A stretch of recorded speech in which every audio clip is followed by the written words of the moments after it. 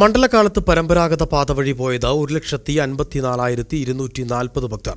എരുമേലി പഞ്ചായത്തിൽ നിന്നുള്ള അഴുതക്കടവ്, മുണ്ടക്കയം പഞ്ചായത്തിലെ മുക്കുഴി, വണ്ടിപ്പെരിയാർ, സത്രം എന്നീ കാനനപാതകൾ വഴി ദർശനം നടത്തിയ ഭക്തരുടെ കണക്കാണിത്.